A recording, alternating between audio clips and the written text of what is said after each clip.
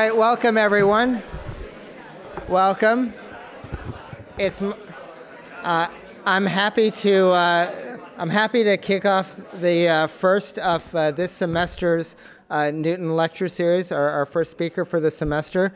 And in fact, you know, this is, as I've told you before, this is the 10th year of the Center for Entrepreneurship and Technology, and really we've got like a great lineup of speakers for this semester. And obviously, I'm about to introduce Ted Hoff to you for this first of the lectures. And let me just give you, I guess, a couple. I just want to mention a couple things. One is,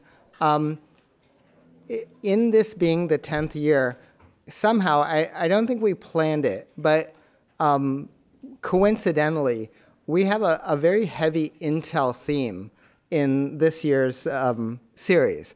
And of course, Ted Hoff was the original designer of, and I'll give you the rest of the details in a second, of what became the microprocessor business for Intel.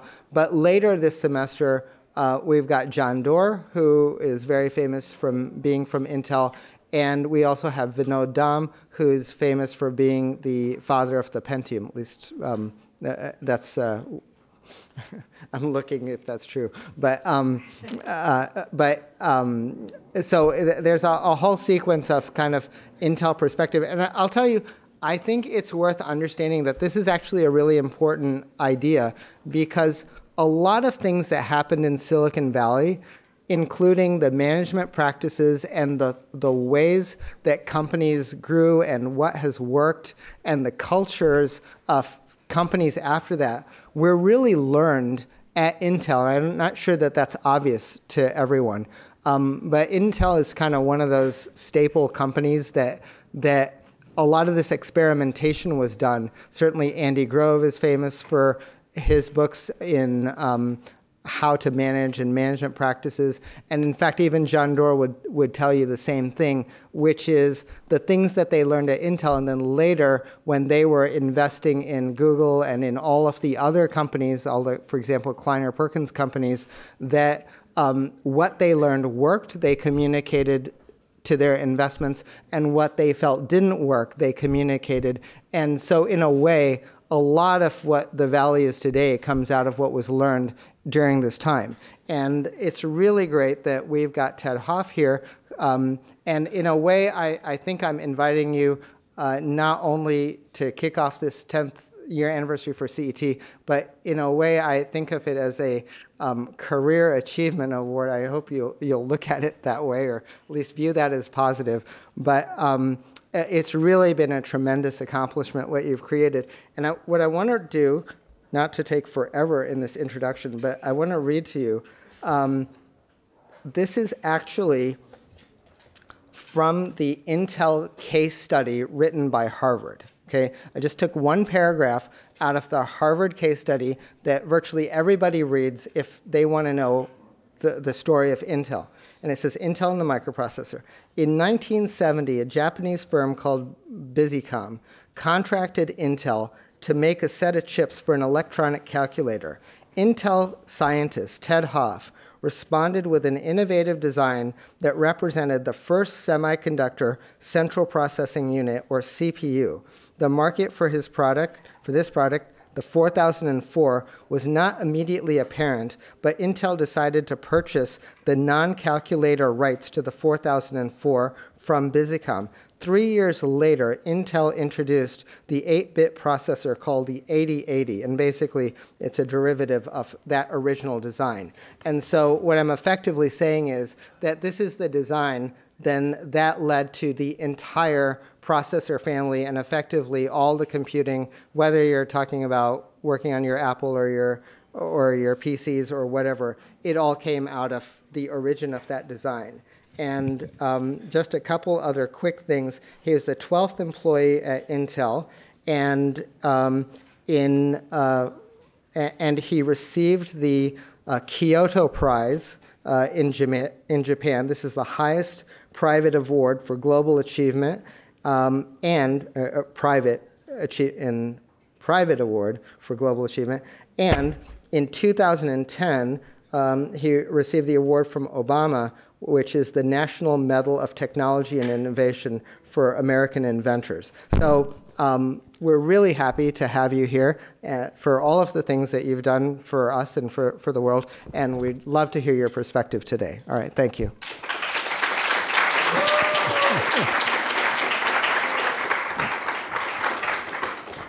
Okay, thank you very much. I'd like to talk tonight about some of my experiences with technology. And I've got it sort of in two parts. One about some of my experience, and then hopefully we'll look at where some things are going. Now, one of the things that I'm asked, how did you become an inventor? And I say probably the most important part was luck. In other words, luck really plays a role, but curiosity does too, and I really encourage curiosity. Now, sometimes the recognition gets a little strange. The slide up here, based on an ad that Intel ran in People magazine some years ago about rock stars, and I got a mention down here at the bottom. I don't know if you can see it, but right there, a mention in their ad. Well, as I say, curiosity has been very beneficial to me. And it started at a pretty young age. When I was about 9 years old, I would have been around 1946, I got interested in chemistry. And I grew up outside of Rochester, New York. My uncle had been in the Navy in World War II, and he came back and went to the University of Rochester to become a chemical engineer. And he would give me his chemistry books, and so I'd get to read those, and that was really quite a learning experience.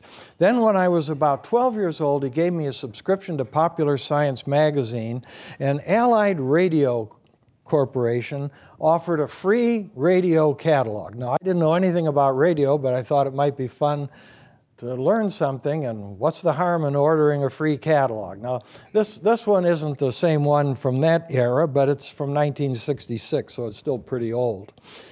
But anyway, I started ordering a few books and studying radio. In fact, even in the mid-50s, with a little shortwave radio I built from a kit, was listening on occasion to an English language broadcast from Radio Moscow. Now, this was the peak of the House Un-American Activities Committee. It's good that nobody ever caught me at it. So anyway, and from that experience in electronics, I ended up with a career in that area.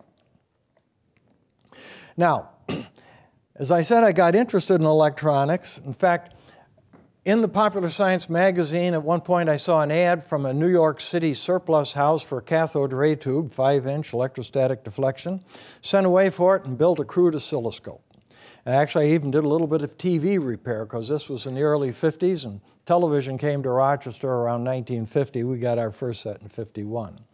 Well, anyway, my father worked at General Railway Signal Company in Rochester.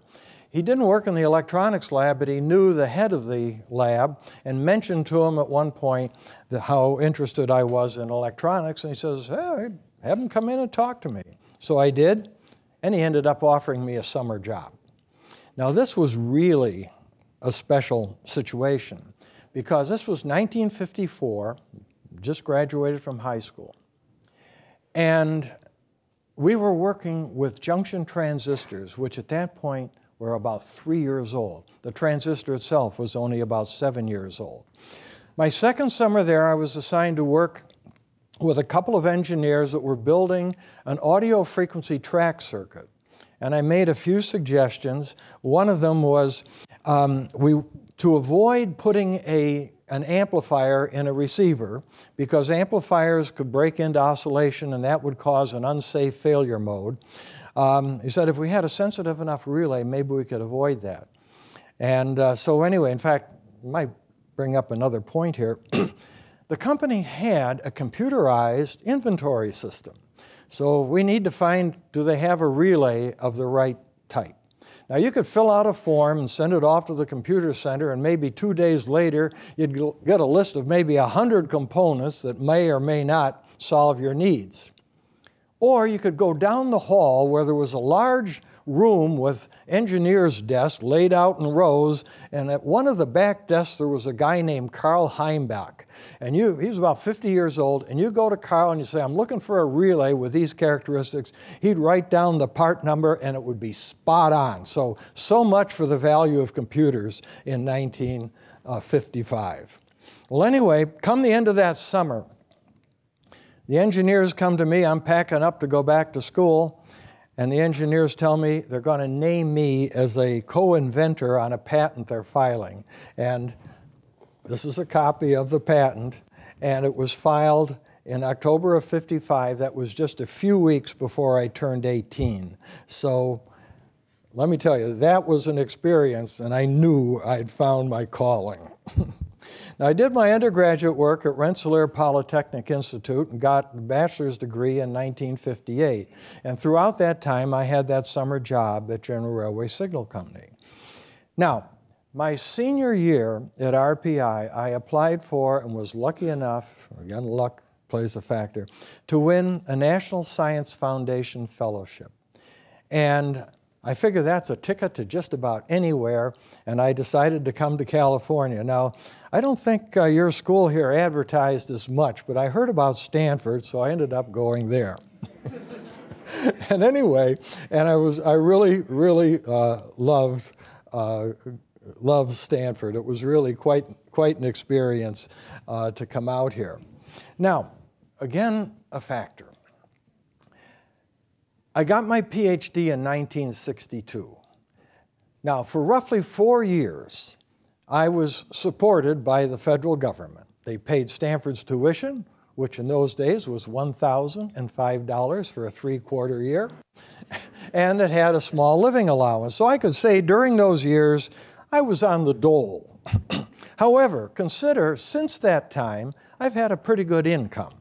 So I would have to allow that probably some good percentage of what I've earned in the last 50 years was due to that PhD degree. And I pay tax, income tax on that extra income. And I've done a little calculation. I figure I've paid the federal government back several hundred times over. So doesn't that show there's a value in investing in education? So anyway, I stayed on after I got my PhD at Stanford, doing research for a number of government contractors, one of which was the Redstone Arsenal in Huntsville, Alabama. And we had to send information, data, back and forth. Now, we could have sent it over the telephone line, but it turned out it was cheaper, faster, and more reliable to write the data onto a reel of magnetic tape like this, drive it to San Francisco Airport from Palo Alto, and put it on an overnight flight. And that worked better than the telephone lines. Times have changed quite a bit since then. Another thing that we had at that time, and I'll come back to this, at one point we had an IBM 1130 computer that had one of the first computers we had that had a disk drive on it, and it took this removable cartridge.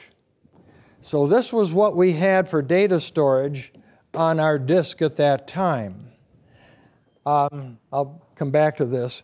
Today, we use semiconductor storage. I don't know if you can see this.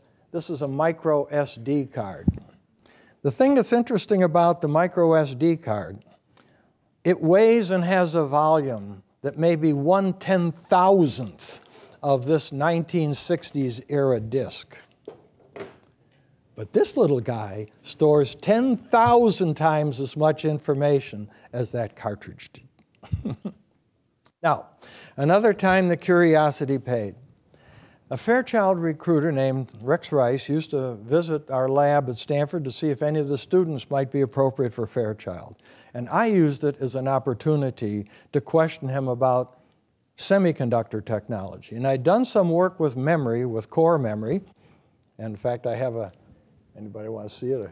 A core plane here, pretty beat up, but that's what memory used to be. And those were not easy to get to work. So it seemed to me that it would be useful to get memory in semiconductors. Well, I get a call. Oh, no. Anyway, I got a call in 1968 from a fellow who introduced himself. I'd met him once before. His name was Bob Noyce, and he told me, I knew him as the head of Fairchild, but he had left Fairchild. He was starting a new company. Would I be willing to talk to him? Now, the new company didn't even have a place to meet, so I interviewed at his home. And he asked, what did I think next for semiconductors? And based on those conversations I'd had with Rex Rice, I said memory. I didn't know it at the time. That's what Intel, the new company, was going to do. So in 1968, Intel is founded by Bob Noyce on the left and Gordon Moore on the right. Two men that were already pretty known in the industry. Now, Intel's goal was to make semiconductor memory. And I showed you a core plane.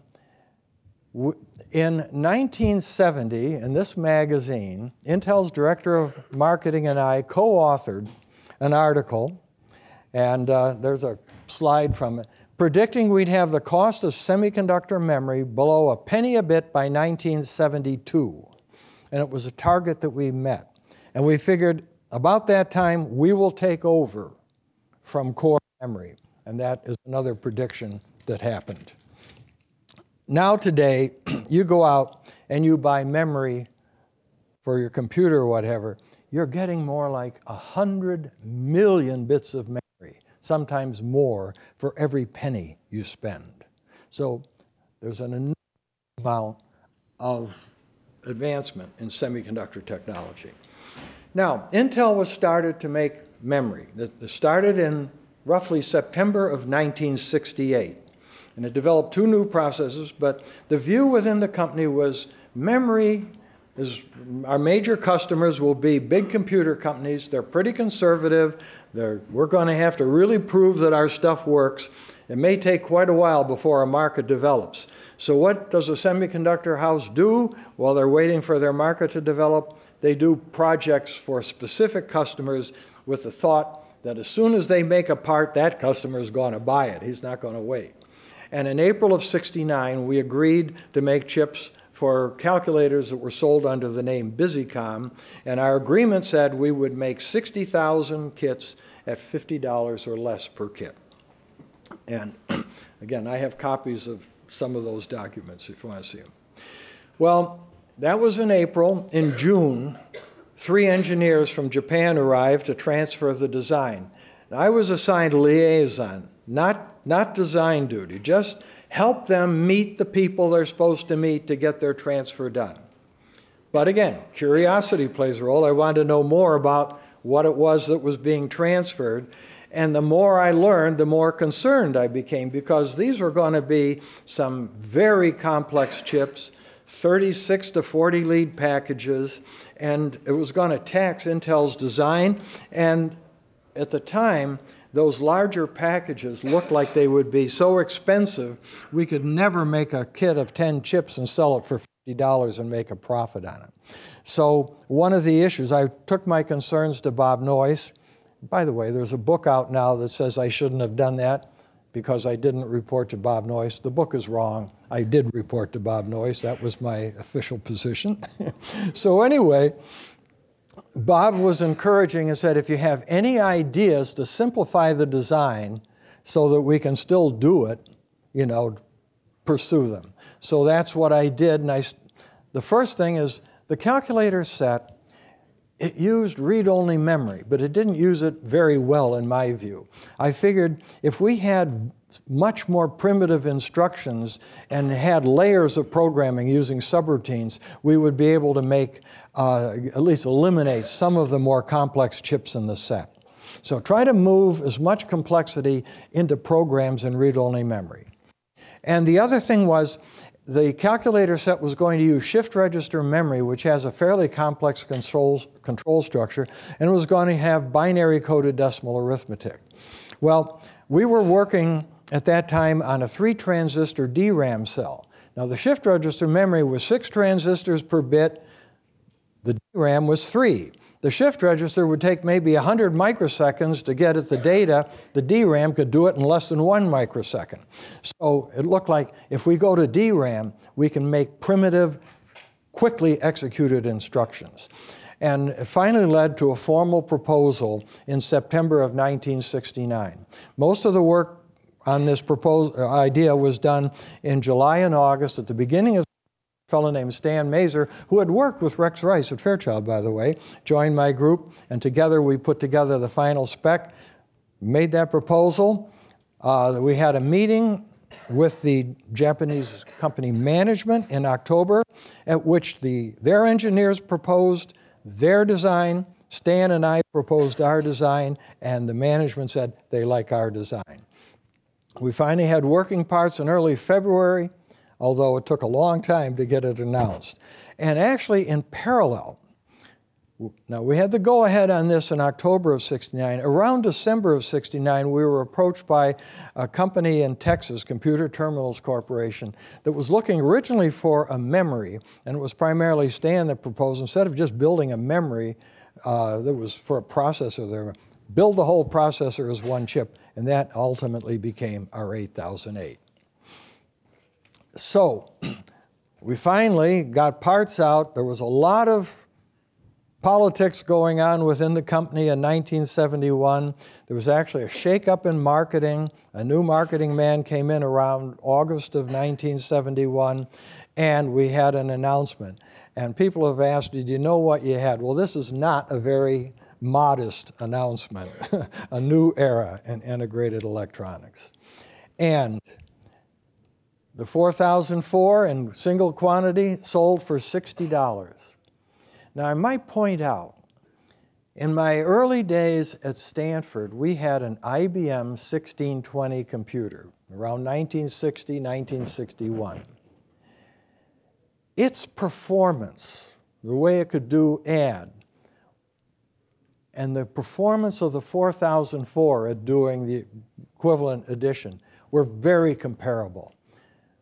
The 1620, we had an educational discount on it, and it cost $2,500 each month for that computer. The 4004, you could buy one of them for $60, and in quantity of 100, $30. 8008, single quantity, about half of that. So that really launched the microprocessor. And feedback from the 8008 primarily led to the 8080. It was, people looked at what they were trying to do, and they would tell us where they found it had weakness, and then we would use that to essentially modify the design. We came up with a new proposal. The 8080 was really the first microprocessor to compete with any computers of the day. Now, I might point out something else, too. Consider the cost of memory, that penny a bit. That means for one typewritten page, the cost of the semiconductor memory to store it was maybe $30 or $40. So that means it's thousands of times more expensive. I mean, it was actually $300, I would say, for that. It's maybe 10,000 times more expensive to put data in semiconductor memory in the 1972 timeframe than it was to put it on paper. Today, it's the other way around. It's far more expensive to put it on paper than it is to put it in semiconductor memory. But one of the things about the microprocessor, we needed to find applications for it that didn't use a lot of memory, because if it used too much memory, people would say, well, why should I, save a few dollars and buy your $60 or $30 4004 when for maybe $200 or $300 I can build a processor out of small-scale logic that'll run 10 or 100 times faster. So in effect, we looked for those applications, and we found quite a few of them. There were lots of applications, and generally today I think it's what you would call as embedded control. In fact, when I give talks, I like to give another example. I am an example of embedded control.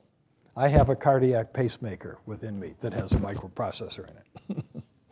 Anyway, 1975, the microprocessor was well launched, and Bob Noyce asked me to take a look at the telephone industry.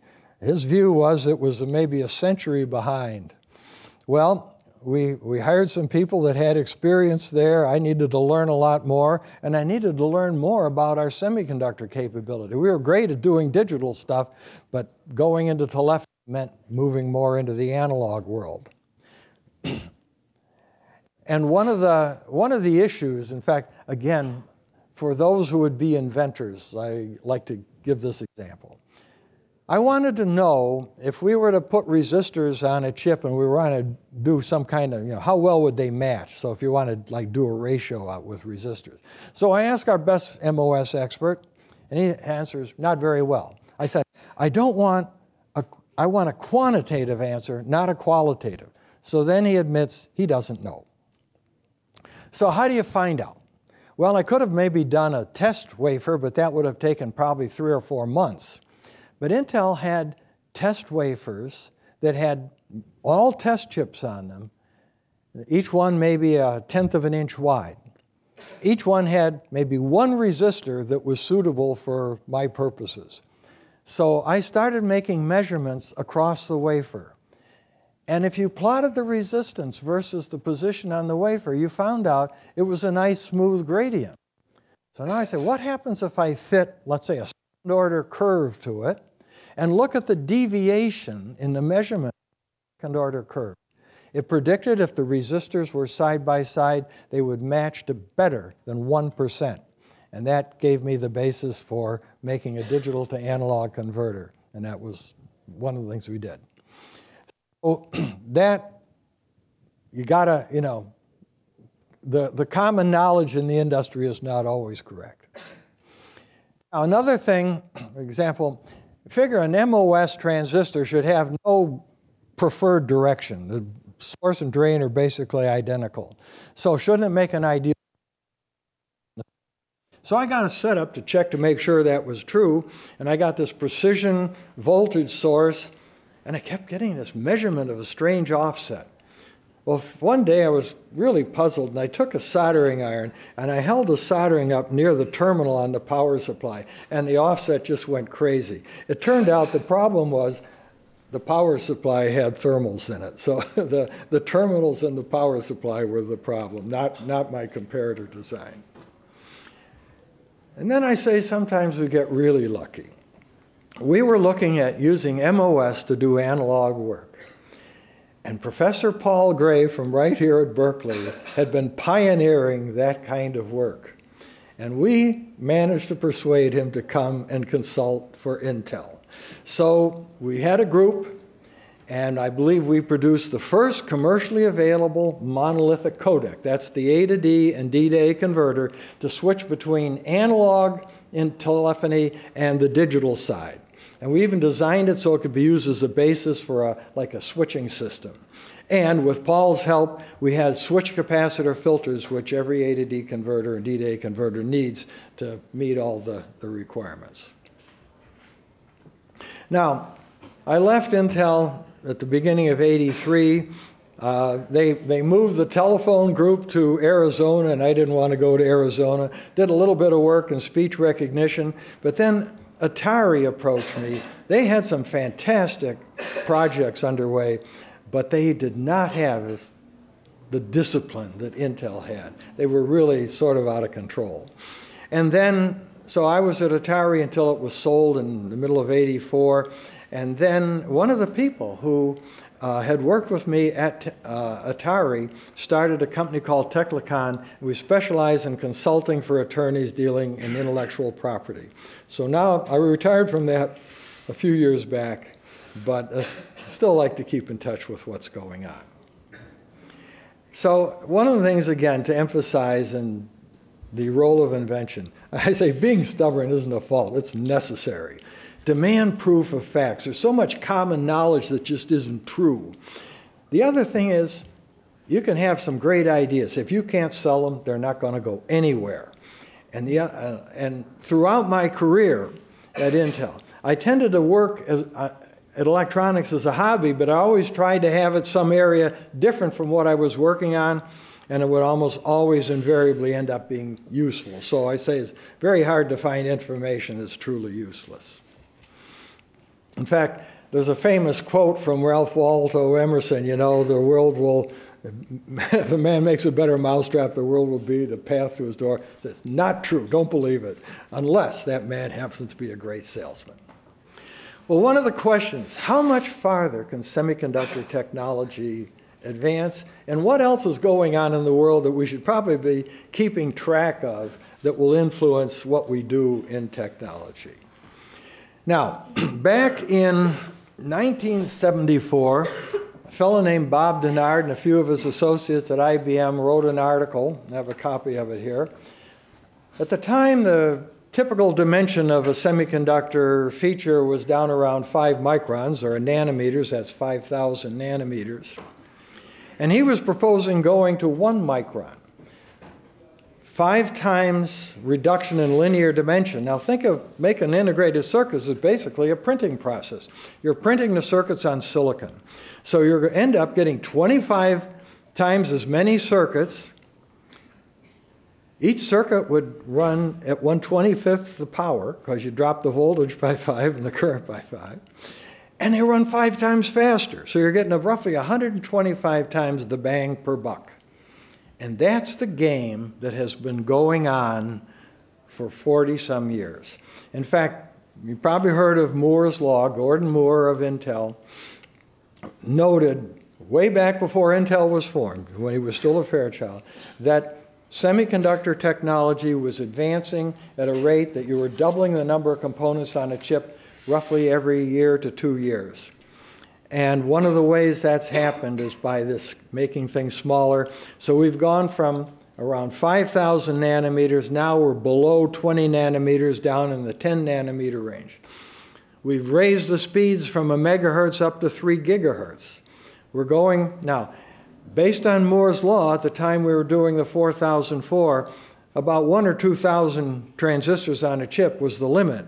Because the problem is, if you try to double it, just think about it. You double the number of transistors on a chip, that means you get maybe half as many chips on a wafer. But if you were running, let's say, 10% yield before, now maybe you're running 1% yield. Used to cost us about $50 to process a wafer. So just that 2-to-1 size could make maybe 100-to-1 difference in the cost of the chip. So not only has memory come down, but hardware has come down as well. Now, one of the issues is scaling at its limit. And this is from a few years back, 2004, and when IBM technologist says scaling is dead. And then a few months later, an announcement, Intel is coming out or working on a process that will cut the dimensions by a factor of 2. Now, again, to give an idea of what this scaling has done, this, I don't know if you can see it, a little transistor here was purchased somewhere around 1957. It's a CK722. It was the first transistor to be sold at less than $1 in retail quantities, 99 cents. Today, you go out and you get billions of transistors for each dollar you spend. So, I mean, this whole thing is going on. But there's some other things happening that I think we need to pay attention to that may influence the quality of our life. And one of the things, you've probably heard the term global warming, global climate change. And basically, we've been conducting a grand experiment over roughly the last 200-300 years of pulling carbon out of the earth where it's been held for maybe millions and millions of years, and basically dumping it into the atmosphere. And at an increasing rate of doing it. So now we can roughly double the CO2 content of the atmosphere in maybe 50 to 100 years. And if anything, we may be speeding that up. Now the other thing that's happening, population growth, and I'll talk about that in a minute, that tends to lead to destruction of rainforests. And they're one of the things that helps pull some of that carbon dioxide out of the atmosphere. And in fact, the other thing that takes it out is the ocean, but that's causing its own set of problems. As the ocean becomes more acid, it affects coral reefs and life in the ocean. Well, one of the questions I had, perhaps a little skeptical, were how good are the models of Earth and atmospheric behavior that we rely on? In fact, one of the questions I had, where I grew up in upstate New York, I was told that maybe 15,000, 20,000 years ago, that was under a half a mile of ice. So something caused a degree of warming that probably couldn't be explained by man-made activity. And I had a chance to actually talk to a researcher who was recognized by the president for his work on climate modeling and so on, and ask him about that. And he assured me that the models explain all that, and we can really tell the difference between what's going on today and what was happening then. So I say that is both reassuring that the models are good, but it's also frightening because it means we are potentially causing problems. Now, another issue I think we should be aware of, population growth. The last century, from 1900 to 2000, we had roughly a 4 times growth in population. That's about 1.4% per year. And at the same time, we've nearly doubled the life expectancy. So a given number of people today probably represent twice the burden on the planet that they did 100 years ago. And I said, well, you know, consider that the last century was actually the last of a millennium in the terms. What would happen if population continued to grow at the same rate over the next millennium, till the year 2999? The amount of land on this planet that could be attributed to each human being would be less than the area of the soles of your feet. In other words, something's going to change. And not only that, we also have this economic progress being made in countries that formerly were poor, and look at the United States in terms of its standard of living and say, why not us? So this seems to me to be an area where there are going to have to be answers. How do we supply energy, food, and water, and what role can technology play in this? Now, it does seem to me, people can argue with this, but continued dumping of carbon into the atmosphere does seem risky as far as I can see.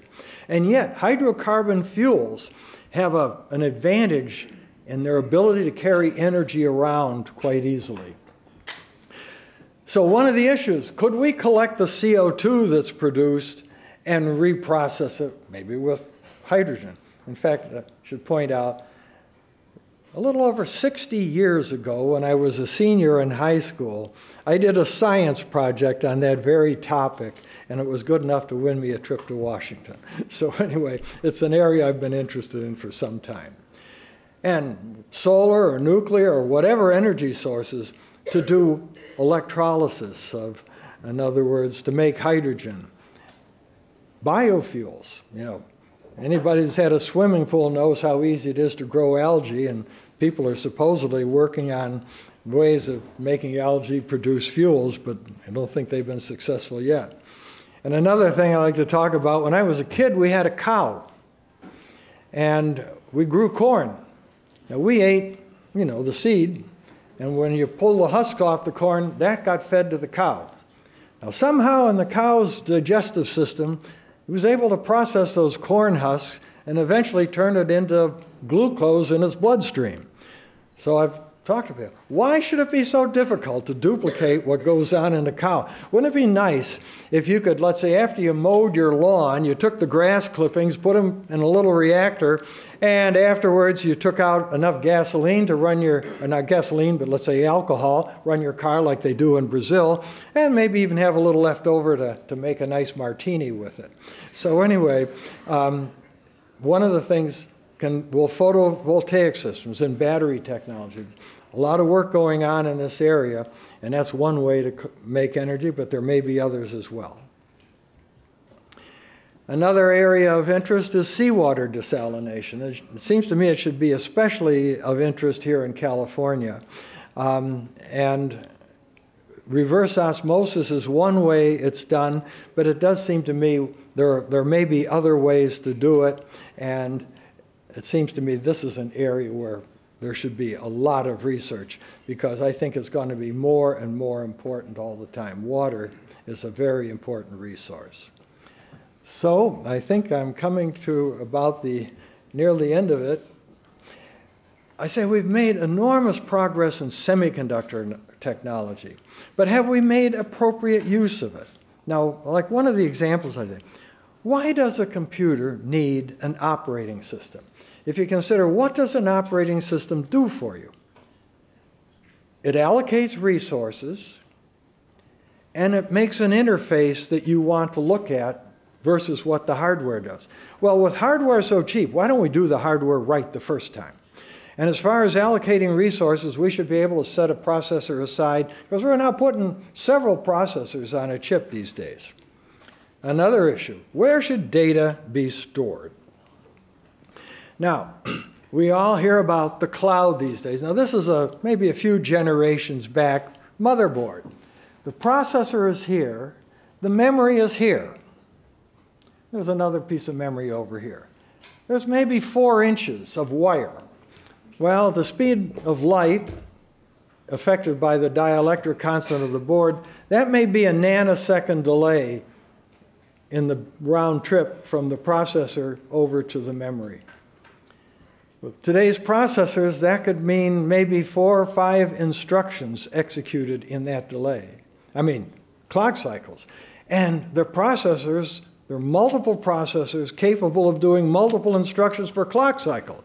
So we have, the processor could be waiting quite a bit of time. But the modern media says, not to worry. The data isn't going to be in that memory. It's going to be in the cloud, which means maybe it's 100 miles away with 2 or 3 servers to go through to get to it. And the other thing is, consider the bandwidth of communication between the memory and the processor. There can be something like maybe 100 wires running at nearly 1 gigahertz. It's 100 gigahertz bandwidth. That's basically the total spectral bandwidth that we have to work with, and everybody who's talking to the cloud is going to be using that same bandwidth. So it means we're slowing things down. In fact, there was an analogy I'd like to use. I never got a drawing of it, but I'd love to have one. Imagine a Formula One racing car. That's like your new computer. It's super fast. Now imagine that car is broken down. It's being towed by a team of oxen. In other words, maybe 1 mile or 2 miles an hour. And say, that's like your computer running by an incompetent software, making unnecessary trips for data that's too far away.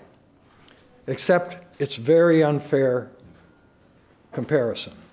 You see, because the oxen only slow the Formula One racing car down by a factor of maybe 2 orders of magnitude, about 200 miles an hour to 2 miles an hour.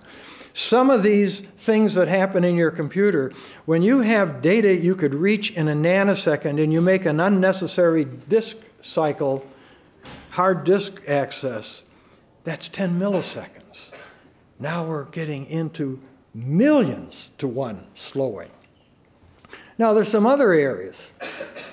We've had all these years of computer development. Why can't computers understand natural language? Why do we still have to write programs to get them to work? So, I think we've got lots of problems that are going to need solutions.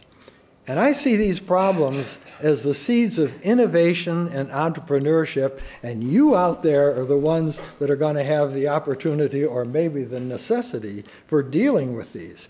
And one of the main issues, will we use our technology effectively? In fact, should we maybe stop and say, we've made this tremendous progress in, let's say, computer design, but we have been starting off with the 8008, then the 8080, then the 8088 and 8086, and then the 286 and the 386 and the Pentium, each one derived from the previous generation. If we started from scratch today, is that what a computer would look like? I think that's a question that ought to be answered.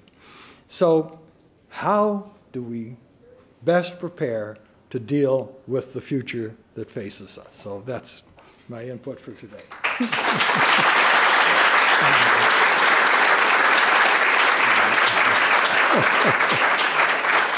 I guess we...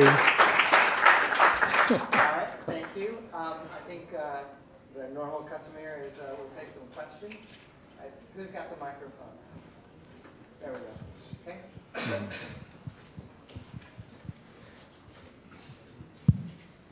You know, a comment on the water. If the price of energy comes down by 20 times, then you can clean all the water that you want. It may not actually do that. It might still come down the cost of energy. Yeah. Well, there seemed to be two factors in the desalination. A few years back, I visited the facility at Ashkelon, Israel, where they figure the cost of desalinating the water is somewhere in the order of $650 an acre foot. And to make it, more useful for agriculture in California, you'd rather see it in the $100 to $200 per acre foot range. And that ends up being about $350 for energy and about $300 for capital costs. So we need to attack both of those directions, lower energy use and lower capital costs for the desalination facility. Yeah. Oh, we have another. Thank you for the very inspiring talk. I have a question about, as you mentioned, you said this field is running out of problems that need solutions, and also this leaves this semiconductor industry almost like very little profit. So what do you see as the next most promising technology to come rescue or revolutionize the semiconductor industry? As you see, like Intel has brought up this 14 nanometers node and is almost coming to the limit of Moore's law. Yeah. So what's the most promising technology? I don't know if I have answers to it. One of the concerns I have is that we have gotten down in dimensions in the order of 10 nanometers. The spacing of silicon atoms is about 1/5 of a nanometer. And the conventional transistors we make, whether bipolar or MOS, derive their characteristics from impurities that are distributed within the silicon. So you get down to too few silicon atoms, the distribution of anything becomes a problem. So we may be approaching the limits in how small we can make things. And that, in some ways, will be like this industry that's been moving along like a freight train suddenly hitting a stone wall. Now, people talk about going vertically, but we don't seem to have good technology for going vertically, making multiple layer circuits. So that's a concern, and I don't think I have an answer for it. Thank you.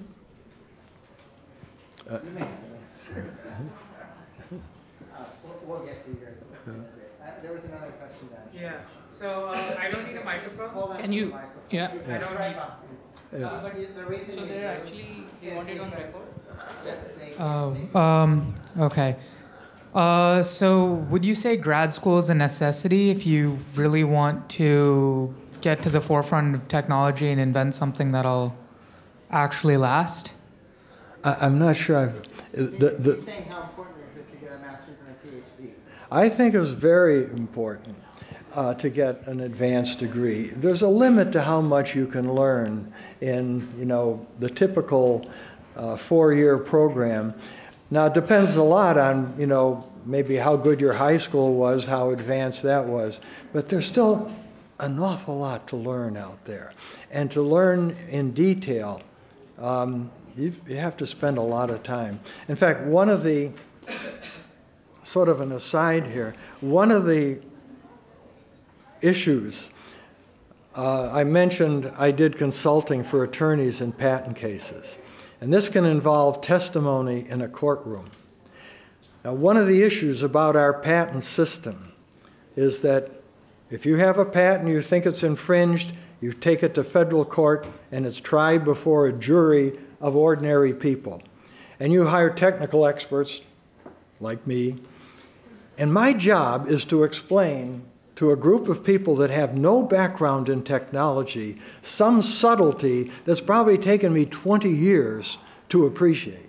And it's a fault within the system, and it really raises questions. Has our patent system kept up with the advances in technology? But I do think, a very strong believer in learning and keeping the learning process going as long as you can. Thank you. I bet you that question is a little bit rooted in the idea that there are people like Bill Gates and Mark Zuckerberg who, unlike you, didn't actually even finish the 4-year degree and seem to do okay. Well, I mean, certainly, like they say, exceptions to every rule. All right. Okay. Another question? Anyway, let me last say I would like to. You got one? Oh, you got one more? Yeah. What do you think about the current direction and future of Intel? I mean, they were late to the iPhone market, they were late to the phone market, they were late to the tablet market. So what do you think of the future of Intel and the direction with their technology? Again, yeah, I don't know that one of the in fact, I have to say, I interviewed with Steve Jobs at one point. And it was an interesting experience, but I decided I did not want to work for this gentleman. However, but he was a very, astute observer of human behavior. And I think that's where so much of that success comes from, is finding needs that people don't even know that they have, and then fulfilling them, and then creating a new need market. And so that is one of the things that you got to give credit to people like that. And not everybody has that ability. Sometimes you have to do just a straight old, I say just a working stiff engineer. And that's what I looked at a good part of my career, a working stiff engineer. In fact, before we quit, I'd just like to introduce my wife, Judy, who came with me today. And